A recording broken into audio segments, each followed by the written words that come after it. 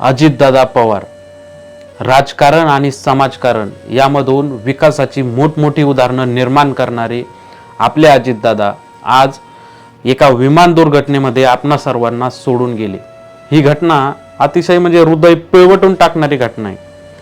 म्हणजे ज्यांनी इतर राजकारण्यांसाठी एक चॅलेंज म्हणून बारामती असू द्या किंवा इतर त्यांच्या प्रभागामध्ये त्यांनी जे काही विकास केलेला आहे ते एक त्यांच्यासाठी उदाहरण आहे बाकीच्या राजकारण्यांसाठी की हे करू शकतो आणि हे केलं पाहिजे। तालुक्यासाठी, जिल्ह्यासाठी, गावासाठी, सर्वांसाठी हे त्यांनी केलेलं आहे। त्यामुळं आज प्रत्येक घरामध्ये प्रत्येक लहानपासून मोठ्यापर्यंत प्रत्येक व्यक्ती त्यांच्यासाठी रडतोय आणि त्यांनी बारामतीसाठी सुद्धा असे काही स्वप्न पाहिले होते की जे कुणीही आजपर्यंत केलेलं नाही, महाराष्ट्रामध्ये नाही की देशामध्ये नाही। एवढा विकास आणि एवढी दूरदृष्टी ठेवून त्या पद्धतीने विकास बारामतीचा केला आणि त्या पद्धतीने त्यांनी मनावरती लोकांच्या राज्य निर्माण केलं। त्यांचं व्यक्तिमत्व असं होतं की स्पष्ट व्यक्तिमत्व, दिलेला शब्द पाळणं आणि वेळ ह्या अशा 2-3 गोष्टींसाठी अधिक लोकप्रिय असणारे ते म्हणजे आपले अजितदादा। मी प्रॉपर अहिल्यानगरचा आहे। मी 8-10 वर्ष झालं बारामतीमध्ये राहतो।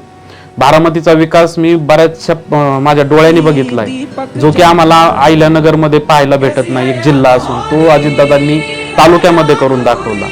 ही सगळ्यांसाठी एक उदाहरण आहे। ही राजकारण म्हणून बोलत नाही, माझा राजकारणाशी लांब पर्यंत संबंध नाहीये, पण एक उदाहरण म्हणून मी सर्वांना बोलतो की हे एक उदाहरण प्रत्येक राजकारण्यांनी निर्माण केलं पाहिजे। ते अजितदादांनी केलंय आणि हे सगळं स्वप्न अर्ध्यात सोडून आज ते आपल्या सगळ्यांना सोडून गेले।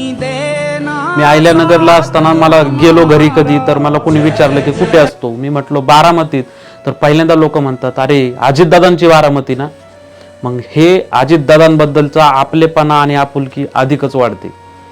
कधी कोणत्या उद्घाटनासंदर्भात याच्यात कधी त्यांच्याशी भेटण्याचा संबंध आला तर असं वाटतं की हे त्यांच्या संपर्कात जरी आलं तर एवढी ऊर्जा वाढते अंगामध्ये की आपणही काहीतरी वेगळं गोष्ट केली पाहिजे, त्यांच्यासारखं काहीतरी करून दाखवलं पाहिजे। हे एक उदाहरण अजितदादा होते। अशा व्यक्तिमत्वाला माझ्याकडून भावपूर्ण श्रद्धांजली।